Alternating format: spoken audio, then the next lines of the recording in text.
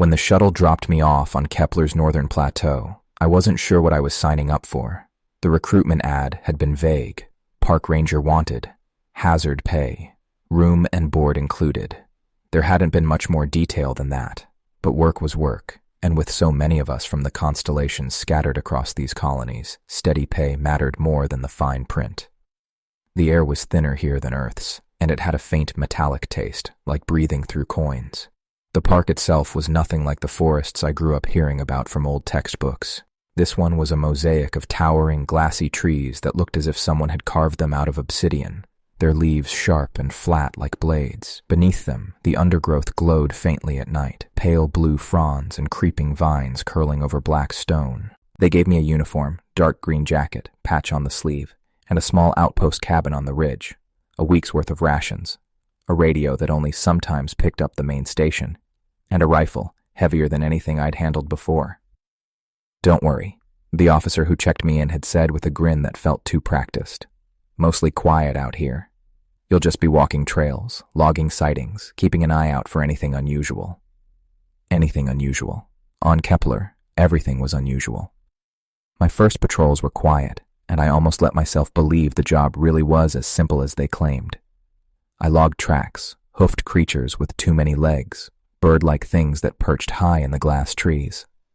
Sometimes I'd hear calls that carried for miles, low thrumming sounds that rattled in my chest. The forest always felt like it was watching. Then one night, while sweeping the western perimeter, I found something that hadn't been in the manuals or the briefings. A carcass. It was stretched out in the clearing, half hidden in the vines, something that might have once been one of the six-legged deer we'd seen on survey footage.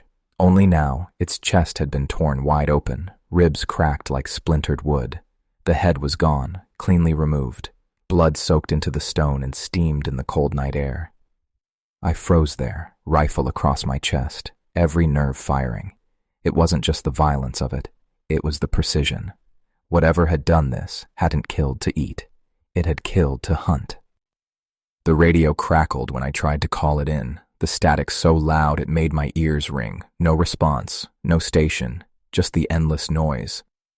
That was the first time I felt it, a presence, out there, in the dark beyond my lantern's reach, watching me. I tightened my grip on the rifle and backed toward the ridge. Every instinct told me I was no longer the one doing the patrolling. I was being studied. The trek back to the outpost felt longer than usual, even though I knew the trail by heart. The lantern beam cut a narrow tunnel through the forest, but the glow of the plants seemed to pulse, like veins under skin, tricking my eyes into thinking something moved just out of sight. My boots crunched the brittle ground louder than they should have. I slowed them, listening. Nothing, just the faint whistling of the thin air threading through the glass leaves high above. But the silence wasn't empty. It pressed in. When I glanced back toward the clearing, I thought I saw the black outline of a figure crouched over the carcass, motionless. Then I blinked, and it was gone. At the cabin, I locked the door for the first time since I'd arrived. It was a thin sheet of alloy over a frame that wouldn't stop anything determined. Still, it was a line, however fragile, between me and the dark. I poured water from the filter tank into a tin cup and sat at the desk with my rifle across my lap. The manuals the station had issued sat stacked to the side, full of neat sketches of local flora and fauna. None of them looked like what I'd just seen, or thought I'd seen. I tried the radio again. Static, not even the faint hint of a voice. The clock on the wall ticked, steady, metronomic. It should have been comforting, but each click was a reminder that time was still moving while I sat in place, waiting for something I couldn't name. Around midnight, I heard it. A scrape. Just once. Faint, like claws on the metal siding of the cabin. My throat went dry. I switched off the lantern, leaving only the pale glow from the vines outside leaking in through the small window. My finger brushed the trigger guard of the rifle as I stood, careful, silent, listening. The scrape didn't come again, but I knew it wasn't the wind. I waited the rest of the night without sleeping, eyes fixed on the window, until the black sky began to bleed into a sickly green dawn. By morning, the forest looked almost harmless again. The glass trees shimmered in the light, the air clearer, calmer. But when I stepped outside, I saw them. Tracks. In the dirt just beyond the porch, deep, pressed hard into the brittle earth. Not hoofed, not clawed. Feet. Too large to be human, too heavy, but feet all the same. And they led away from my cabin, back into the trees. I crouched over the tracks, the morning light sharp enough to catch the edges. The impressions were fresh, crisp. Whatever had made them had passed through just hours ago, maybe while I was holding my breath in the dark. The prints were deliberate, each one deep, planted with weight, but not like an animal blundering through the brush. They stepped in a line, careful and balanced, as if whoever or whatever it was knew I'd be watching. I followed them for 100 yards into the forest before my gut told me to stop. The glass-barked trees stood like mirrors, scattering my reflection in a dozen distorted angles. It was too easy to get turned around out here, too easy to mistake a shimmer of light for movement. I marked the last track with a chalkstone from my pouch and forced myself back toward the cabin. Inside, I set my rifle against the table and pulled out the ranger's issued maps. The park boundaries stretched for miles, an impossible sprawl of untouched land, lakes that glowed at night, forests no one had ever named. This place was supposed to be my patrol zone, my responsibility. But looking at the ink on the paper, it felt like staring at a graveyard. By noon, I tried to get back into my routine. Checked the water tanks, patched the solar grid, logged the night's encounter in my notebook. Writing it down should have made it feel less surreal, but seeing the words scraping at the cabin walls on the page only made my stomach twist tighter. The sun never climbed high here. It hovered low, bleeding through the haze, so that day always felt half-finished. When the shadows began to stretch long again, I caught myself pacing the cabin, the rifle always within arm's reach. As dusk sank in, the forest began its whispering. The vines hummed with their strange current. The trees gave off faint cracks like glass cooling in a kiln. And then, clear, a knock. Not claws this time. Not scraping. A single knock on the cabin door. I froze. It came again, slower, deliberate. The lantern on my desk flickered from the draft seeping through the seams. My hand tightened around the rifle grip until my knuckles went white. Whoever, or whatever, was on the other side wasn't trying to break in. It was waiting, like it wanted me to answer. The knocks stopped after the third one. Just silence. I stood there for what felt like an hour, breathing slow and shallow, rifle aimed at the door. My eyes burned from refusing to blink. The lantern hissed and sputtered, throwing shadows that twitched across the walls, and every muscle in me begged to either open the door or run. But I did neither. I waited. The silence grew heavier. Even the strange hum of the vines seemed to pull back, as if the forest itself was holding its breath. Finally, I forced myself to move. Inch by inch, I backed toward the far corner of the cabin, set the rifle barrel steady on the edge of the table, and sighted down it toward the door. If it broke through, I'd at least get a clean shot. The minutes bled into each other. My pulse slowed. Maybe it was gone. Maybe it had been testing me. And then, thud. This time, not on the door. On the roof. Something heavy shifted above me, pressing weight into the beams. Dust sifted down into my hair. The sound crept from one side of the cabin to the other, deliberate, measured, as though it were pacing above me. I fought every instinct screaming at me to bolt out the door. Instead, I slid along the floor until I was directly under the loft ladder. My eyes darted up to the hatch. The thin slats of wood trembled under the weight above. My breath stuttered. If it dropped down, I'd be dead before I could blink. The thing stopped moving. The roof groaned under the weight. Then, nothing. A new sound bled in from outside. Footsteps. Circling the cabin. Slow, crunching leaves, pausing at the windows, at the walls, like it was mapping the place. I thought of the tracks I'd seen that morning, deliberate and patient, each step a message. My gut twisted. This wasn't a creature blundering through the wild. It was hunting me. I stayed low until the footsteps faded into the forest, and then I stayed even longer. Hours. I must have dozed in brief jerks because when I finally uncurled myself from the corner, the sun was rising, a dim gray light bleeding through the fogged glass.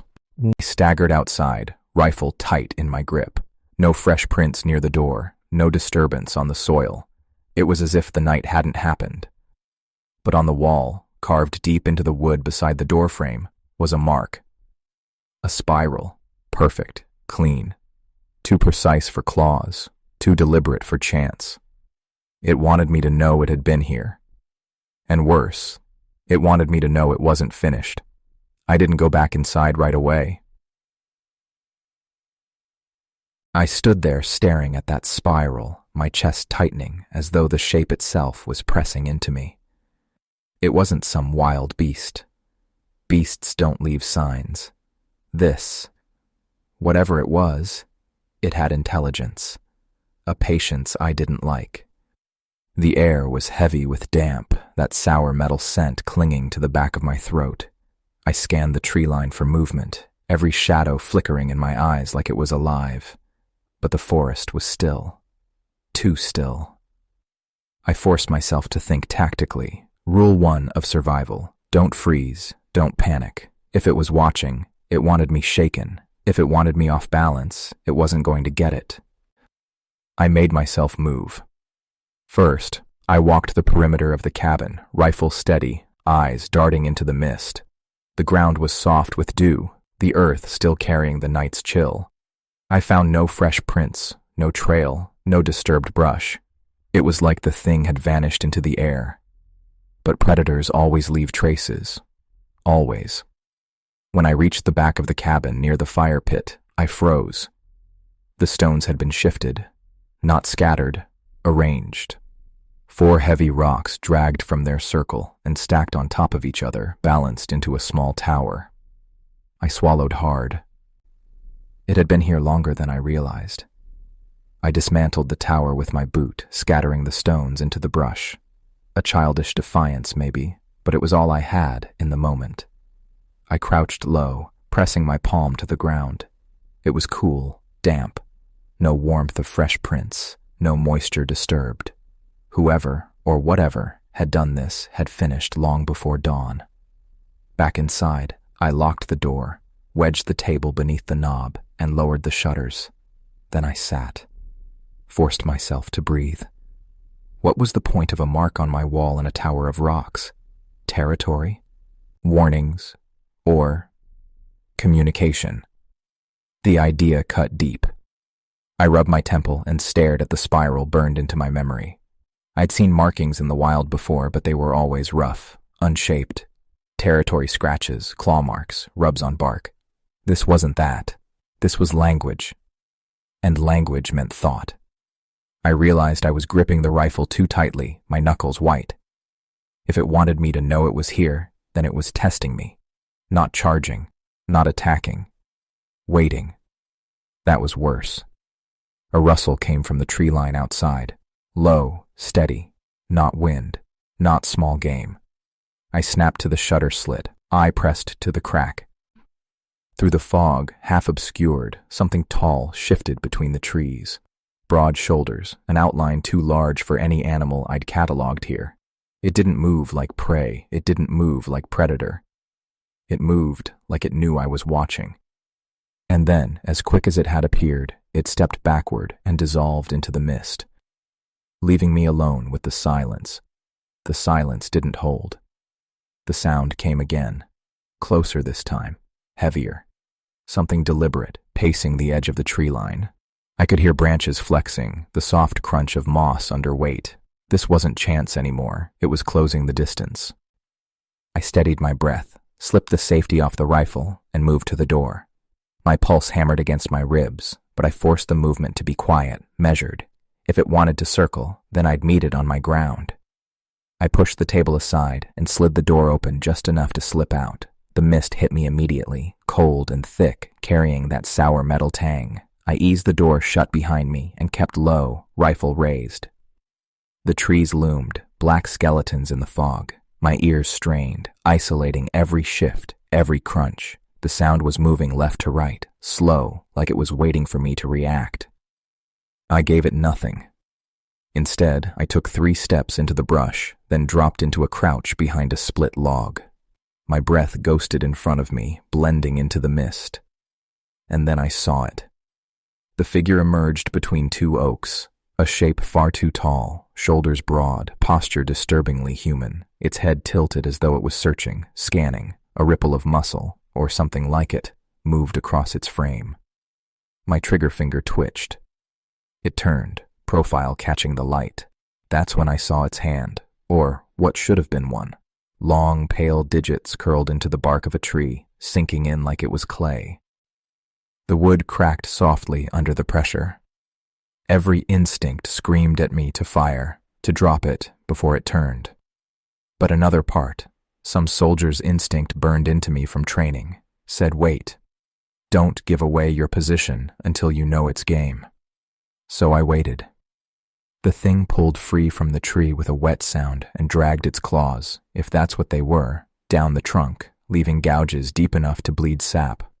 Then it froze. Its head snapped in my direction. I didn't think.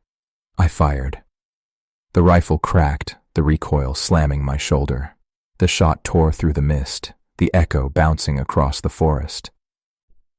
The figure staggered but didn't fall.